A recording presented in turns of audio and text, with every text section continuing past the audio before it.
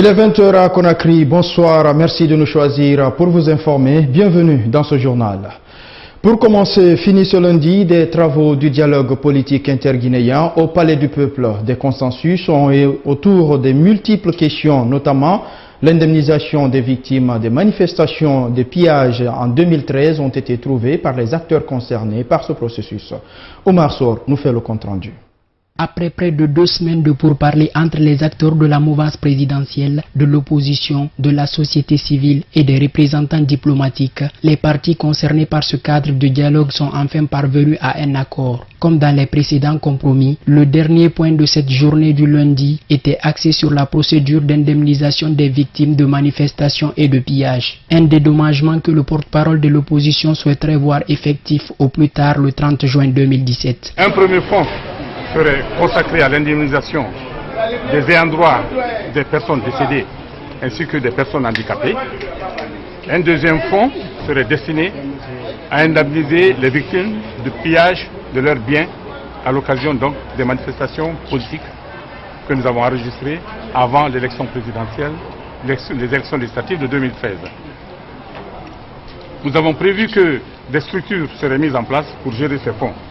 Et que ces fonds seraient domiciliés au niveau du ministère de l'administration du territoire et qui seraient alimentés par l'État ainsi que par les partenaires techniques et financiers. Cette mission d'indemnisation est désormais confiée au ministère de l'administration du territoire et de la décentralisation. Un comité de suivi pour veiller à l'application correcte des accords trouvés lors de ce cadre de dialogue a été mis en place. Nous avons mis un comité de suivi en place conformément au précédent comité de suivi, pour que tout ce que nous avons fait soit suivi et correctement suivi jusqu'aux élections législatives.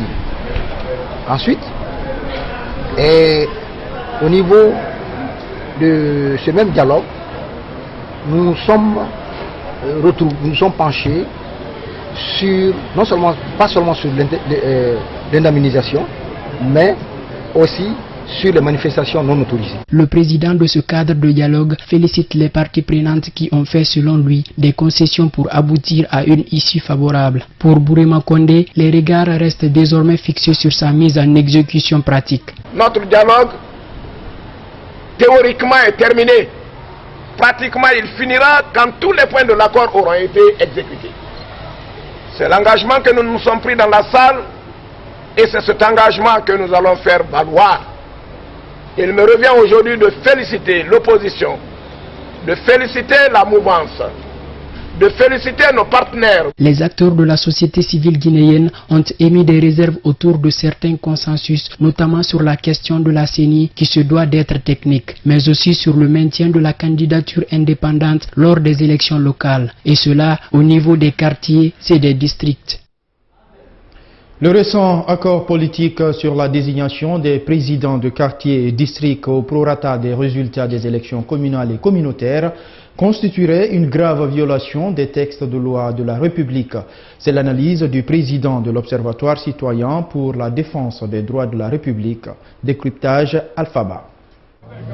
Si des acteurs de la classe politique guinéenne s'est frotté les mains des résultats obtenus du cadre du dialogue entre mouvance et opposition, des voix se lèvent déjà au sein de la société civile.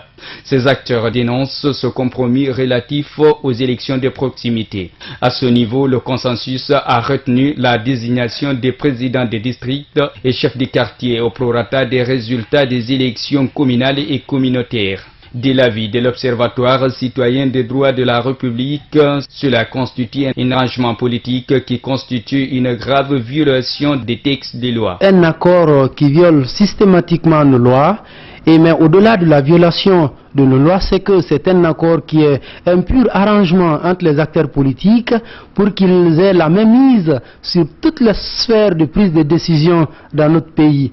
Il est interdit aux partis politiques de compétir aux élections de conseils de quartier et de district. Cela conformément à l'article 109 du Code électoral. Il est prévu aussi que cet accord politique sera voté en termes de loi très prochainement par le Parlement. Une autre irrégularité que ce juriste dénonce. Le cadre de dialogue nulle part n'est habilité à saisir l'Assemblée nationale. Conformément donc à l'article 84 de la Constitution qui donne l'initiative des lois concurremment au président de la République et aux députés, et donc je ne vois pas en quoi le cadre de dialogue se donne ce pouvoir-là de saisir l'Assemblée nationale pour que les conclusions soient entérinées. Donc c'est là aussi une violation, et cette fois-ci une violation de la Constitution. À cet effet, le président de l'OCDR propose des hypothèses pour une sortie de crise politique sans enfreindre à la loi. La première proposition, c'est de coupler les élections communales aux élections de conseil de quartier et de district, mais avec des bulletins différents. Et que pour les élections de conseil de quartier et de district ne doivent compétir que les citoyens. La deuxième proposition, c'est de ne pas coupler, donc rester dans leur logique en faisant le partage des sièges du quartier et des districts au prorata des résultats obtenus, mais seulement en excluant les partis politiques. Mamadi Touré Kaba déplore fermement que cette idée de désignation des représentants des citoyens à la base vient du département de la décentralisation. L'association des victimes de pillage, des violences préélectorales, toujours dans l'attente d'une justice. À l'occasion de l'an 1 de ces événements, les membres de cette association ont fait ce lundi une déclaration à la Maison de la Presse à Koleya. Cette déclaration pour exiger la réparation de la part des autorités communales et du gouvernorat de la ville de Conakry. Aïssata Fofana. Ils sont plus de 400 commerçants selon l'AVPDP à avoir subi des dégâts matériels importants lors des violences préélectorales de 2015 dans les différentes communes de la capitale. Un bilan qui se chiffre à plus de 144 milliards d'après le président de la dite association. Aujourd'hui, nous n'avons plus rien sauf nos yeux pour pleurer. Les pertes civiles sont énormes et ont été constatées par voie d'huissier de justice. Le montant s'élève à 144 milliards 738 millions 718 894 francs guinéens, sauf erreur ou omission. Après une année, des victimes attendent encore l'aboutissement de leur requête à la justice. J'ai vu tout ce que j'avais dans ma boutique partir en fumée. Mais depuis cela, ça fait une année. Nous sommes en justice, mais on ne voit pas une réponse fiable, parce qu'il y a une lanterne qui ne dit pas son nom. Nous sommes au chômage, c'est comme je peux dire ça comme ça. Jusqu'à maintenant, notre situation n'est pas régularisée, c'est pas facile quand même. Vraiment, c'est très difficile pour travailler maintenant, parce qu'il n'y a pas l'argent. C'est grâce aux gens, le crédit au crédit. Ça ne peut pas nous arranger, vraiment. On attend les justices. Si les justices peuvent nous aider pour établir, vraiment, on en a besoin.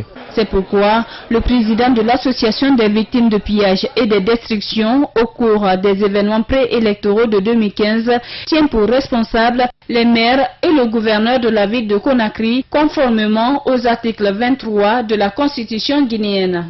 La sécurité des commerçants et de leurs biens incombe à l'État guinéen. Toute défaillance dans l'accomplissement de cette mission entraîne de facto la responsabilité de l'État, représentée par l'agent judiciaire de l'État, et l'expose à réparation conformément aux articles 23 de notre Constitution, article 1, 29, alinéa 14, 25, 280 du Code des collectivités locales. Les communes de Matoto, Matam et le gouvernorat de la ville de Conakry, qui ne sont autres que le démembrement de l'État, sont tenus à réparation. Une revendication qui était à l'ordre du jour ce lundi 10 octobre au dialogue politique interguinéen où le gouvernement s'engage à rembourser toutes les victimes de pillage. Reste à savoir si cette indemnisation sera effective. Un atelier de formation sur l'implantation et les services de CIRT pour les pays africains ne disposant pas encore de structures de prévention et d'alerte précoce dans le cyberespace a été ouvert ce lundi à Conakry. Cette rencontre mobilise plusieurs pays du continent et durant 3 jours, les participants vont réfléchir sur comment coordonner la lutte contre les travers sociaux cybergéniques. Soirée Boubacar nous fait le compte rendu. Le développement des technologies informatiques est de nos jours une véritable opportunité d'affaires, mais parallèlement, l'on enregistre aussi le développement de plusieurs autres formes de délinquance, d'où la nécessité de se prémunir d'outils indispensables à la lutte contre ces travers sociaux dans l'écosystème des nouvelles technologies de l'information. Aujourd'hui en Afrique, nous avons environ 18 pays sur 54 qui ont des CERT. Donc l'idée et l'objectif principal de cet atelier, c'est de former et de donner des outils aux pays qui n'ont pas encore de CERT, d'y aller en connaissance de cause, en définissant les services on va dire primordiaux importants qu'il y a pour un CERT, en définissant un processus de mise en place bien défini et efficace, et dernièrement à trouver ou à avoir les pistes de financement pour implémenter ces CERT. Ce partage d'expérience sur les services de CERT sera accompagné par des exercices pratiques afin de permettre aux participants d'acquérir une bonne connaissance de la matière. Et pour la gestion des cyberincidents, l'Afrique a besoin de maîtriser le processus d'implantation de CERT pour une lutte efficace. Il est question de sensibiliser les pays, de renforcer les capacités de nos administrations pour leur permettre de mettre en place et de façon très efficace des structures pour d'abord la prévention, ceci traduit l'alerte précoce, mais la lutte contre toutes les formes d'attaque, toutes les formes de délinquance dans le cyberespace. Selon l'Union internationale des télécommunications, en Afrique, la population connectée sur Internet a augmenté de 10 à 20% entre 2010 et 2014. La grogne continue au sein de la société Rio Tinto. Ce lundi, les travailleurs licenciés ont encore manifesté en demandant que justice soit rendue et que leurs revendications soient prises en compte. Ils ont élu domicile au QG de la dite société à Koleya dans la commune de Matama. Alseni Diallo y était. Suivez son compte. Ils sont 884 travailleurs concernés par le PDV, programme de départ volontaire. Ces employés de Rio Tinto, depuis des semaines, se font entendre afin d'être rétablis dans leurs droits. Ce lundi, pour la énième fois, ils ont encore battu le pavé. Si vous voyez qu'on a décidé de sortir aujourd'hui, c'est une négociation qui traîne. Et comment ça traîne? Nous avons intercepté un document dans lequel la direction de Rio Tinto dit carrément que nous ne sommes pas, c'est-à-dire les porte-parole des travailleurs. Est-ce que vous voyez? On dit que nous ne sommes pas des porte-parole des travailleurs et que nous nous sommes levés comme ça seulement pour demander et qu'ils veulent que... Bon, ils ont dit que c'est les syndicats qui devraient faire ça. Mais comme vous le savez, on a dénoncé le comportement de nos délégués syndicaux qui ont été à un moment donné carrément envoyés du côté de la direction des ressources humaines. La prise en charge médicale pour une année, celle des travailleurs victimes d'accidents de travail et une mesure spéciale d'accompagnement de 143 autres employés sous contrat intérimaire sont entre autres points d'achoppement. Sur ces points, ces salariés de Rio Tinto sont intransigeants. Ce que nous voulons aujourd'hui, c'est la satisfaction de nos revendications. Les documents de revendication sont au niveau de la direction, sont au niveau de toutes les entités dont je venais vous parler tantôt. Donc, du coup, nous voulons que les doléances qui sont dans ces documents soient satisfaites. Pour le surintendant du service Rio Tinto, cette période de galère que les employés traversent est due au mauvais comportement de certains Guinéens. Je peux vous dire, après avoir passé 16 ans, Rio a des valeurs qui sont des valeurs de référence dans ce monde. Mais malheureusement, ils ont confié ce travail à certains cadres guinéens qui n'ont pas été à la hauteur de respecter ces valeurs-là. Voilà, qui ont fait des sélections, ils ont sélectionné leurs propres parents. C'est-à-dire, il y a un qui a sélectionné son petit frère, il y a un qui a sélectionné son grand frère à la place de certaines personnes. Et ils ont interverti les travails, c'est-à-dire ils ont pris des gens au niveau des ressources humaines pour les envoyer au niveau de la sécurité. Après plusieurs tentatives sans issue, ces ex-employés de Rio Tinto ont décidé d'élire domicile au quartier général de la société à Koleya jusqu'à ce que justice soit rendue. La vente du café ou café noir, comme on l'appelle, est de plus en plus remarquable à Conakry. De nombreux jeunes se livrent à cette activité qui leur génère des revenus. D'aucuns restent dans les cafétérias et d'autres font le tour dans bon nombre de quartiers de la ville. Les marchands de café ambulants à Conakry, c'est un reportage de Oumi Kamara. À la recherche de son quotidien, Amadou Ouri Diallo arpente chaque jour les rues de Conakry. Kaloum Centre est son coin préféré. Dans sa charrette, des thermos tout type de thé et de café. Un service qu'il offre aux clients qui ne peuvent s'en passer les matins. Ça nous évite d'être fatigués et puis ça évite beaucoup la stress. Et ça nous motive encore une fois de bien travailler, surtout quand on est dans le bureau. Le commerce du café, tout comme toute autre activité, ne reste pas sans contrainte. La cherté de la vie à laquelle le pays est confronté crée d'énormes difficultés à certains vendeurs de café ambulants comme Amadou Sow. Je vais aller à Niasiding, bon, à Banque, à Marseille Niger. Je cherche les clients. On n'a pas arrêté absolument. Vous vendez quoi et quoi par exemple? Bon, à Lokozai, Nescafé, citron, café noir. Amadou Sow vit loin de sa famille. À travers le commerce de café, il parvient à satisfaire les besoins de celle-là. Bon, alors là, les cafés, tout ça là, c'est cher, le sucre, le Lokozai, bolé. Tous les produits là, c'est cher à l'air là. Il n'y a pas de démarchement, il n'y a pas de l'argent. Les pays là, ils paralysent. Ça veut amener les dépenses, ça veut débrouiller, c'est un peu. Ce petit commerce lucratif permet à Amadou Sow de subvenir aux besoins de sa famille, comme pour dire qu'il n'y a pas de sous-métier. C'est une évidence, pas de sous-métier. La confirmation, c'est avec cette activité de décoration de divers articles utilisés lors des événements de réjouissance appelés calligraphes ou sérigraphes. Ils sont nombreux, des jeunes qui gagnent leur pain à travers ce métier. Buntourabi Keita a visité des ateliers de certains d'entre eux. Suivez son reportage. Nous sommes dans un atelier de décoration artisanale kenyenne dans la commune de Matam. Ici, le génie créateur de ces hommes d'art s'exprime sur des tableaux, t-shirts et banderoles. Ils sont calligraphes, sérigraphes, peintres, en un mot décorateurs. Ce métier, une passion d'enfance qui s'est réalisée pour Robert Koumassaduno, artiste peintre depuis 36 ans. C'est moi seulement qui a décidé dès mon enfance à faire ce métier, parce que quand ma maman faisait la préparation, vous voyez, dans le village, bon, j'étends la cendre de bois, bon, je fais des petits trucs là, dans la cendre, bon, cela est devenu une habitude pour moi, vous voyez. Donc, quand on m'a mis à l'école, vraiment, j'étais un élève qui était très habile dans le dessin, donc j'ai choisi ça comme métier dans ma vie. Une passion pour certains et un métier héréditaire pour d'autres.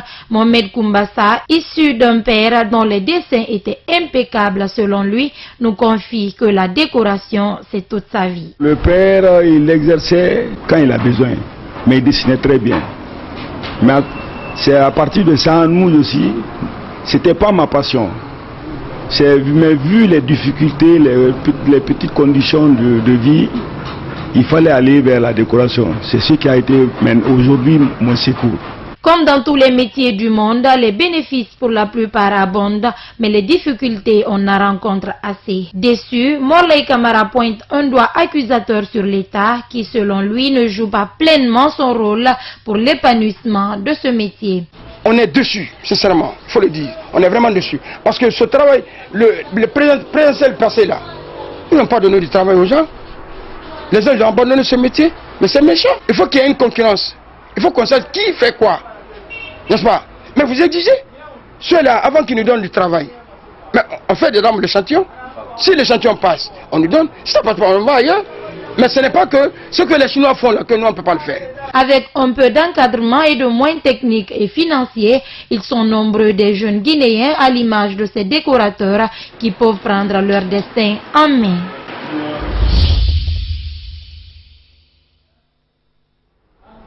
Sur le continent, en Éthiopie, le gouvernement durcit le ton. Depuis plusieurs semaines, le pays est confronté à une vague de contestation, des manifestations anti-régime qui ont abouti à des scènes de meute et de violentes répressions auxquelles Addis Abeba a décidé d'opposer une réponse inédite.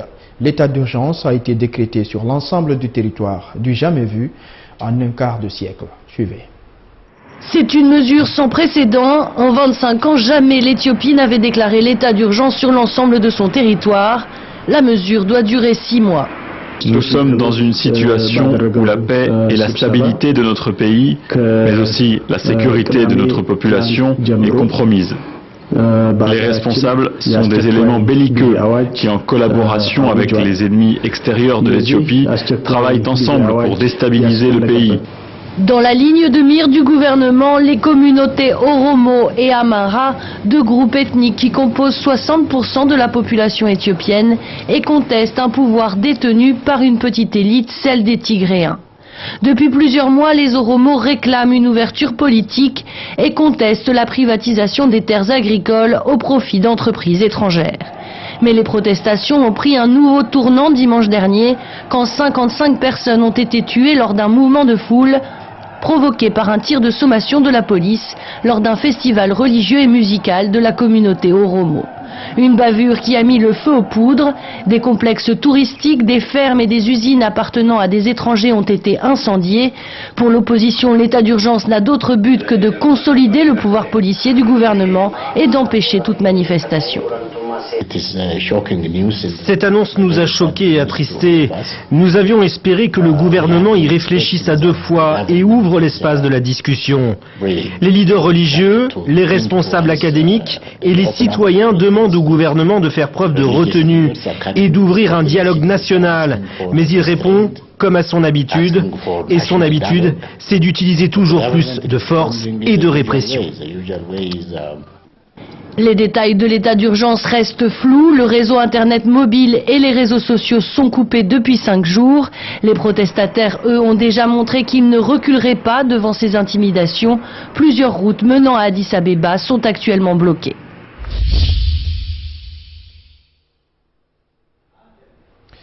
En France, Manuel Valls et Bernard Cazeneuve au chevet des policiers de l'Essonne. Le Premier ministre et le ministre de l'Intérieur français se sont notamment rendus à Viry-le-Châtillon, banlieue parisienne, théâtre d'une agression inédite contre les membres des forces de l'ordre. Une attaque au cocktail Molotov qui a fait 4 blessés. Le pronostic vital d'un des agents est toujours engagé. Suivez. Un premier véhicule de police incendié à coups de cocktail Molotov, puis un deuxième venu au secours de la première patrouille attaquée. 4 policiers sont blessés, dont 2 grièvement brûlés, un jeune homme de 28 ans et une mère de 3 enfants. J'ai pas dormi toute la nuit.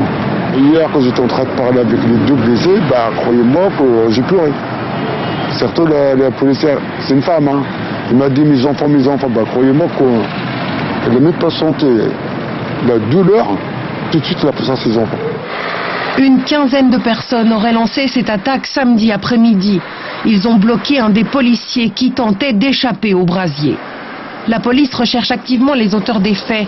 Le quartier et ses habitants sont systématiquement fouillés. Un quartier considéré comme difficile, où les carjackings sont courants. La caméra de surveillance censée décourager les délinquants a été vandalisée plusieurs fois. C'est justement pour cela que des policiers avaient été déployés. Viry-Châtillon n'est pas une exception. 96 000 caméras de surveillance sont installées en France et sont régulièrement détruites quand elles gênent les délinquants. Dans cette banlieue de Lyon, des voitures incendiées et une école régulièrement vandalisée ont incité le maire à installer une caméra. C'est une caméra qui dérange parce que les forces de l'ordre ont un œil sur un secteur qui est parfois difficile à surveiller. Bien sûr, elle a été déjà vandalisée 2 fois. Des policiers violemment attaqués alors qu'ils surveillent une caméra de surveillance. Le drame de Viry-Châtillon pose la question de l'efficacité de ces caméras en matière de prévention. Leurs images pourraient par contre largement faciliter l'enquête et permettre d'identifier les auteurs des faits. Direction à présent les États-Unis. Ambiance tendue hier à Saint-Louis, bien sûr aux États-Unis. Pendant 90 minutes, la ville du Missouri s'est transformée en arène, celle d'un débat entre candidats à la Maison-Blanche. Deuxième confrontation entre Hillary Clinton et Donald Trump, qui a dû se défendre dès le début des échanges après la diffusion d'une vidéo où il tient des propos très sexistes. Suivez. Cette fois, ils ne se sont même pas serré la main au début du débat. Hillary Clinton et Donald Trump se retrouvent dans un climat électrique. Et d'abord, au sujet de la vidéo qui accuse le candidat républicain de propos sexistes. Donald Trump s'excuse du bout des lèvres. C'était une discussion de vestiaire, j'en suis pas fier. Je me suis excusé auprès de ma famille, auprès du peuple américain, je ne suis pas fier de ça. J'ai un très grand respect pour les femmes, personne n'a plus de respect pour les femmes que moi. Mais surtout, le candidat républicain va contre-attaquer en s'en prenant directement au mari d'Hillary Clinton, présent dans la salle. 1 heure avant le débat, coup de théâtre, il présente à la presse plusieurs femmes qui accusent Bill Clinton d'agression sexuelle. Si vous regardez Bill Clinton, c'est bien pire. Moi, ce n'était que des mots. Lui est passé à l'acte. Qu'est-ce qu'il a fait pour les femmes? Il n'y a jamais eu personne dans l'histoire politique de ce pays qui a été si violent envers les femmes. La candidate démocrate esquive devant son mari, impassible. Je me souviens de ce que mon ami Michelle Obama nous a tous conseillé. Quand il s'abaisse, nous nous élevons. Un Donald Trump comme un lion en cage, offensif et prêt à tout pour déstabiliser sa rivale. Notamment lorsqu'est évoquée l'affaire des courriels d'Hillary Clinton. La candidate est accusée depuis plusieurs mois d'avoir envoyé des milliers de mails à partir d'une messagerie privée non sécurisée alors qu'elle était secrétaire d'État. Si je gagne, je vais donner l'ordre à mon ministre de la Justice de nommer un procureur spécial pour faire la lumière sur votre situation. Parce qu'il n'y a jamais eu autant de mensonges, autant de choses cachées. C'est vraiment bien que quelqu'un ayant le tempérament de Donald Trump ne soit pas chargé des lois de notre pays. Parce que vous seriez en prison. Les deux candidats se sont également affrontés sur la question des impôts ou sur le rôle de la Russie de Vladimir Poutine dans la campagne américaine. Seul moment d'accalmie, lorsqu'un homme dans le public leur demande de citer un point positif chez leur adversaire. Elle dresse les louanges des enfants Trump. Lui salue sa ténacité, mais cette nuit, seule cette poignée de main, à la fin, les aura rapprochés. 336 morts, décompte officiel, près d'1 millier d'après la presse. Le bilan de Mathieu est terrible en Haïti. 1 semaine après le passage de l'ouragan, le pays le plus pauvre des Caraïbes entame son 2e jour de deuil national. Et après la dévastation des éléments, les Haïtiens vont devoir faire face à une menace, cette fois-ci sanitaire. Une épidémie de choléra en menace. Sur la côte sud-ouest d'Haïti, près de 90% des bâtiments ont été détruits.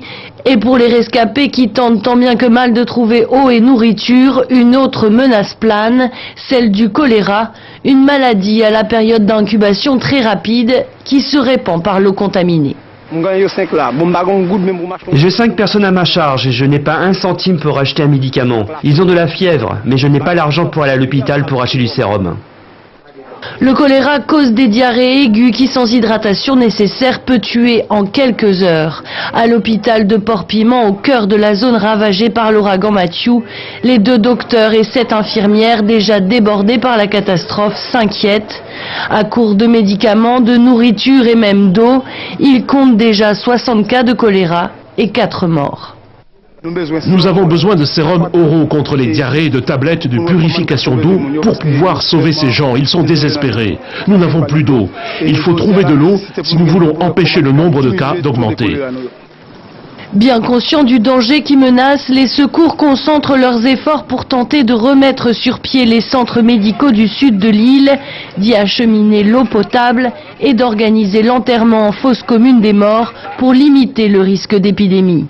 Au moins 900 personnes ont été déclarées mortes ou disparues après le passage de l'ouragan Mathieu, un bilan meurtrier qui avec le choléra pourrait rapidement doubler. Depuis le tremblement de terre de 2010, la maladie a déjà fait 10 000 morts.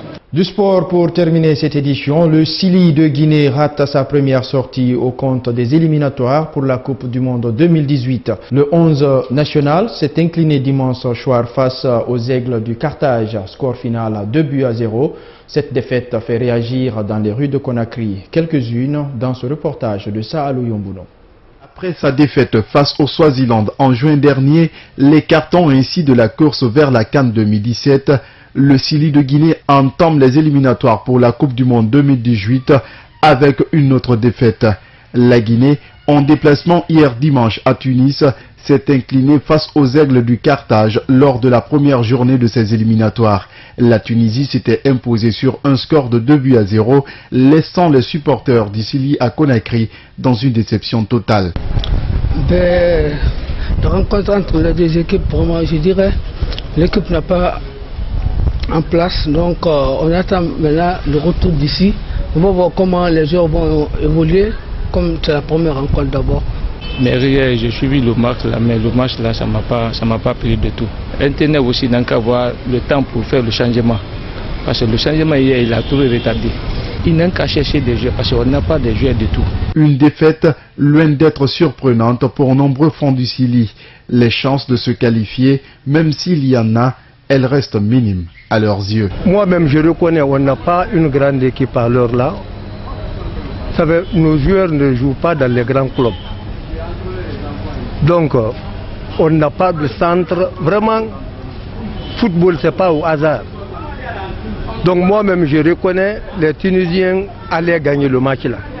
Donc, ça ne m'a pas surpris. Parce que nos joueurs, ils n'ont pas de club. Toute chose, c'est manque d'organisation. On a la chance pour se qualifier, mais hier, la manière dont l'équipe a joué hier, si c'est comme ça, l'équipe ne va pas se qualifier. Je reconnais qu'on n'a pas une grande équipe, on n'a pas de chance pour partir en Coupe du Monde. Merci. Merci. La deuxième journée de ces éliminatoires verra la Guinée aux prises avec la République démocratique du Congo, qui pour le moment occupe la tête de la poule A avec 3 points et un goal différentiel de 4 buts, suivi de la Tunisie. La Libye ferme la manche de ce groupe. Bonne chance au Sili pour les prochains matchs. C'est la fin de cette édition d'information. Merci à vous de l'avoir suivi et passez une excellente soirée en compagnie des programmes de TATV Africa Today. Bonsoir.